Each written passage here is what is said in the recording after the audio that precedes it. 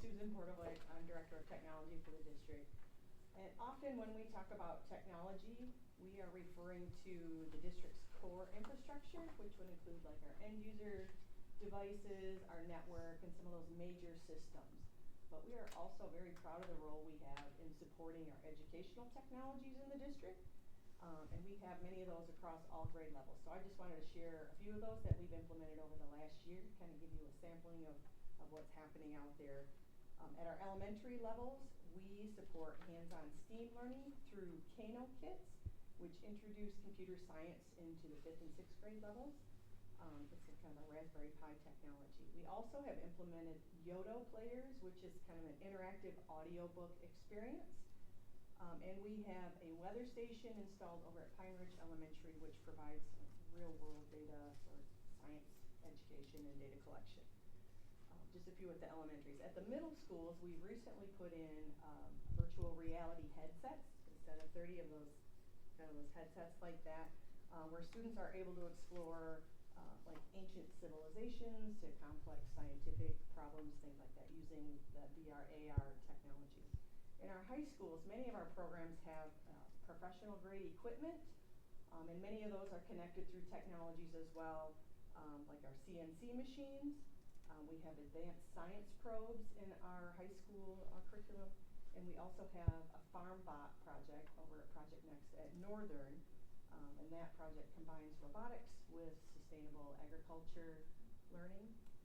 Across the district, we support a network of 3D printers for some design thinking, and we've also put in these what we call pocket talk translators to kind of help with some of our language barriers. We also, through our AI committee, we have been piloting some different tools that connect in different ways to help us responsibly bring in artificial intelligence into our practices. But beyond our classrooms, our tech support also extends into some of our student services, where we maintain for athletics our Huddle and Pixelot systems that provide streaming services and also some sports analytics. And in student health and wellness, we also ensure that like diabetes monitors are set up correctly, and we have some specialized equipment called HumanWare to work with our visually impaired students. This is so cool because there's special screens, and the braille actually comes up through the screens. It's really neat. So some of these are some really fun things for us to work on, other than just the back end infrastructure. So I wanted to share a little bit of that with you. Some of those come through our foundation. Teachers are able to submit grants for some of those really cool, innovative ideas. So we've got a little bit of everything across the district, and I know we've had some stories on them as well. So if you're interested in seeing some more, I'll certainly let you know which classrooms to connect with. I'm just curious, when they receive funding from the foundation for something innovative, that's out of the district's model then for technology, right? So in the event that it breaks, it's broken? It depends on what the item is, what the type of thing is. And I think as part of that grant submission too, if there would be ongoing costs, they need to kind of account for those in that grant application. A lot of times if they have an idea and they want to try this maybe as a pilot, see how really does it enhance what they're doing in the classroom. So some of those initially come in on a small scale, where there's not a lot of additional costs that would be incurred. Okay. But those are questions that the foundation does ask as part of those grants. Okay. Okay. All right. Thank you. Okay, let's move over into the instruction side of things, and we have two presentations for you today. Did I do that? No. Someone else did that. Okay. One of them is going to be on our junior kindergarten, which has been gathering all kinds of, hopefully all kinds of steam and curiosity and wonderment. But to share more about the planning and sort of where we're at right now, I have three people who are on that junior kindergarten committee. Kim Van Antwerp is going to start us off, and then Avery Vrogrop is an instructional coach, or MTSS coach, at Pine Ridge. And then also Kathy, and I'm going to get your last name right, Kathy. Gachellian. Gachellian. Am I saying it right? That's Jessica? It's kindergarten teacher. I'm used to every variation, Pine. so it's okay. Can only imagine what the kindergarten students say, right? At Pine Ridge as well. So they're going to lead us through this and give you just a small sampling of what we have in store for our junior kindergartners in the fall. Kick us off. First, welcome to Board Curriculum. I'm Jen Manford, Director of Instructional Services. And the excitement is building in junior kindergarten. It's so much fun to work on this project. Most importantly, the collaboration has just been incredible. I mean, starting with listening to the needs and the desires of our families and really teachers and what our students need. Starting out on our journey, we've talked about even partnering with other school districts. That's been incredible too, getting what's worked for them, what hasn't, listening to our collaboration across departments, thinking about administrators. We're meeting with them again next week. We have our kickoff, our family night next week. So again, it's just been really nice to really bring forward a lot of our guiding principles as we head forward on this journey. We have a team in place. Well, first of all, let's watch a video. And many of you have seen this, but it's worth watching. Elizabeth and Isabella did an incredible job with this video that's been pushed out to our team. Is your child ready to take their next big step in learning, but you're not quite sure if they're ready for kindergarten? Forest Hills Public Schools Junior Kindergarten program might be the perfect fit for your family. If your child will turn 5 before December 1st, families may choose between junior kindergarten and kindergarten. Junior kindergarten creates a gentle bridge between preschool and traditional kindergarten, giving your child an extra year to grow, learn, and develop at their own pace. Our experienced teachers understand that every child develops differently, and they create an environment where your child will thrive. In our junior kindergarten classrooms, your child will build confidence through play-based learning, develop essential social and emotional skills, strengthen their early literacy and math foundations, explore the world through hands-on activities, form friendships in a nurturing environment, and so much more. Our program follows a developmentally appropriate schedule that eases children into the routines and structure they'll experience in kindergarten while maintaining the flexibility and creativity that young learners need. Junior kindergarten could be the gift of time your child needs to build a strong foundation for their entire educational journey. To learn more, visit our website at www.fhps.net or attend our information night on January 22nd at 6 p.m. at the Forest Hills Fine Arts Center. We can't wait to welcome our newest junior Hawks, Huskies, and Rangers to our Forest Hills family this fall. Your child's amazing learning adventure is about to begin.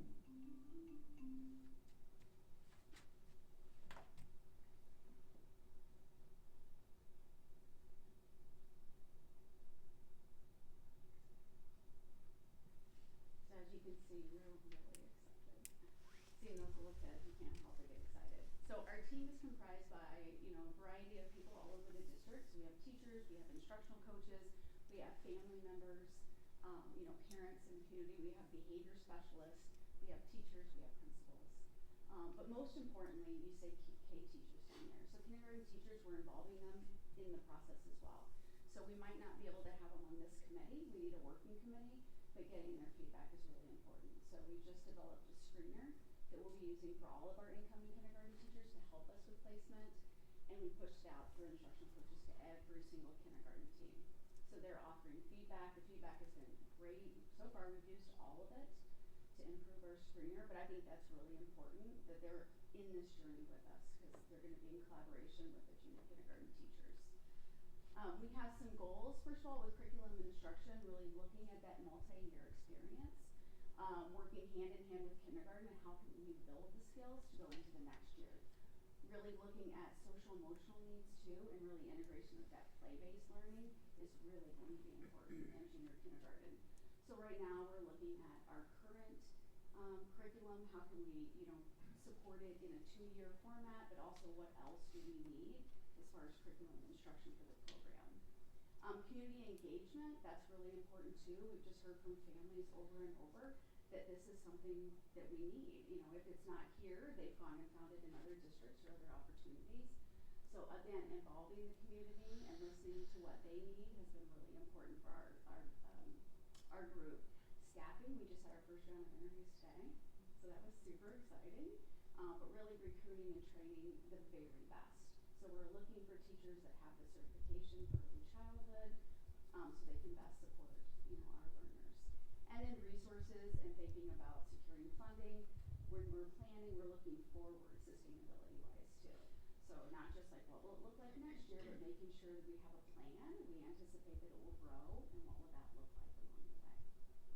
So now, for the exciting part, I'm going to hand it over to Avery and Kathy. Thank you. So I'm used to teaching or talking in front of 5-year-olds, so I'm slightly nervous. But anyway, as a kindergarten teacher who's been in place for 17 years, we are thrilled about offering a gift of time for so many kids, of extra time before starting kindergarten. So what is junior kindergarten? Junior kindergarten really is about bridging the gap between preschool and kindergarten to make sure that kids are developmentally ready across all domains, not just academic readiness. So those domains being academic, social, emotional, behavioral, it's really looking at the whole child. As Kathy mentioned, this is ideally the bridge between preschool and kindergarten. Our junior kindergartners will be following a typical kindergarten schedule, but at a slower pace. One of the big differences in preschool is you have the half-day option, sometimes you have a full-day option. This will be all day, every day, free to families. We're hoping to draw in more families to Forest Hills through this, and a large emphasis will be placed on learning through play. Just a few highlights. Like we mentioned, all day, every day, it's free to families. It's going to be play-based, but it's also going to give great exposure into numerical skills that students will need, some early foundational literacy skills, and a huge emphasis on social emotional learning. Not just the skills we need to be successful in academics, but how do we do school as these little people for the first time. So some key dates to look forward to. As Kim mentioned, we're currently interviewing right now. We have a parent session, a Q&A session coming up next week already. In February, we will be giving tours to prospective families at our schools that we've identified as tentative locations for these classrooms. We open up registration in February, March. We plan to have a informational night where we also conduct the screener, so parents will get a presentation, and junior kindergarten teachers and kindergarten teachers together will work together to screen our incoming students. And in May, that's when we really work to kind of finalize those placements. Teachers will collaborate together to make sure our classrooms are balanced, and they'll give recommendations to families, leaving the final say up to the parents as far as placement goes. In early August, we will, again, give our families an introduction to what it looks like through a program we call Ready, Set, Go. It's kind of like orientation to kindergarten. It'll also be available to our junior kindergartners. And then we kick off school on August 20th. How will we help determine placements? So the kindergarten screening process will be done at each elementary school. Teachers will look at the results from the parent survey, but we will also take the data from actually observing fine motor skills, academic skills, social emotional skills, and then sitting down afterwards and just kind of sharing notes as far as what we see about the child. Highlights of the screener. So we'll use that information to inform decision making. Kindergarten, as students have always come in, it's always been kind of a crapshoot. We've had minimal information and we've tried to form the most balanced classrooms. But this will really give us a lot of solid data to make balanced classrooms and to make those recommendations of which students need a little extra time. And all of the kindergarten and junior kindergarten teachers will receive training on how to administer the screening, so that will be uniform. And I anticipate that we'll get some parents that will say, well, my child's going to grow a lot between now and the fall, and you're basing your recommendation on that. But really, if you're looking at their child compared to their peers who will also be starting in the fall, it gives us a pretty good idea of where they're at. family communication. So we're working hard to make sure that the screening process, again, is going to be uniform, working on forms that are family friendly, especially the family friendly rubric that will have our notes that will recommend either junior kindergarten or kindergarten. And we will try to share those results in a timely fashion. It won't be the day of the screening, but slightly after that, where then students can make, or parents can make the best decision for their child's placement in the fall. So our next steps, as we mentioned on the timeline slide, we are in the process of interviewing. We hope to inform the families and community. Elizabeth has been working very, very hard on communication and getting the word out there, and we're just excited to get this going. So with that, we have one final quote to leave you with. And this is very true with kindergarten, but I think even more so with junior kindergarten. Play is often talked about as if it were relief from serious learning. But for children, play is serious learning. It's the heart of what we do. Play is really the work of childhood. So know and love Fred Rogers. With that, do you guys have any questions for us? I'm curious if you think that initially, I don't know how to phrase this the best way, when you do the screening, could it pull some kids from kindergarten that were already planning to go to kindergarten? Yeah, so any student, any incoming kindergartner is eligible for Young Fives, or our Young Fives program to do Yeah. kindergarten. We're really targeting those kiddos who have birthdays between maybe July 1st and December 1st. So we could see some of the enrollment coming away from kinder but going to junior kindergarten. With the recommendation and expectation that every student who goes through junior kindergarten then goes to kindergarten. We Right. won't have any skipping of grades.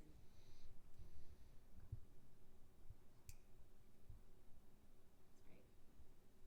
Any other questions? Do we think a lot of the kids will capture our parents that will just send them to kindergarten and maybe they repeat, or we think a lot are sending their kids to other preschool programs, non-fives programs outside of parental? It's a good question. So the only information that we have right now are in emails that we get, and there were a lot of them. Once we made the announcement we're going to have this, with kindergarten, as Kathy said earlier, you just never know what you're going to get. We know that that's something that a lot of families have said, boy, Forest Hills is really missing the mark. We don't have a junior kindergarten or Young Fives like we used to. So if we can't get it here, we're going to go other places. Well, now that we have it here, we'll see what we're going to get. And then again, as Avery had mentioned, trying to provide some data for parents. We want to partner with families.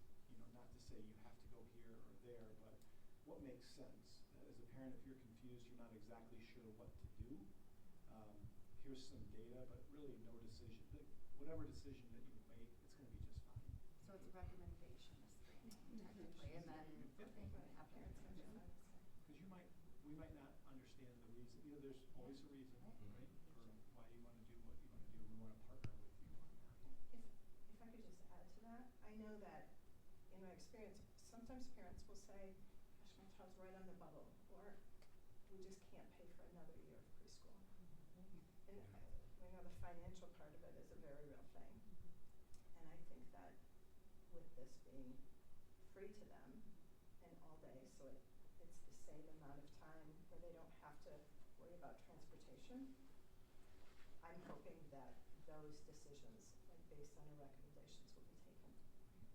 One of the things early on when I had an opportunity to talk to a lot of people is this was a missing piece, for sure. And ultimately, when we look at our enrollment, this isn't going to fix our enrollment because birth rates aren't, getting any better. But when somebody goes and finds a junior kindergarten program, odds are they're going to be there for quite some time, maybe to another district. And one of the things that I would love our district to be able to do is educate all of our Hawks, Huskies, and Rangers, knowing that we're not going to do that because there's going to be some that are going to opt for a Christian education or private education.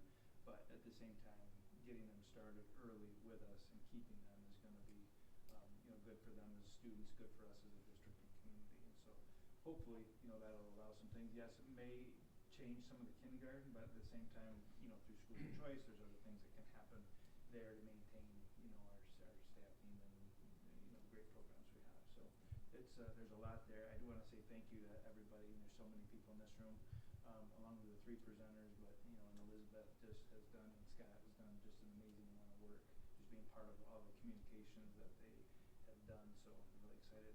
So thank you.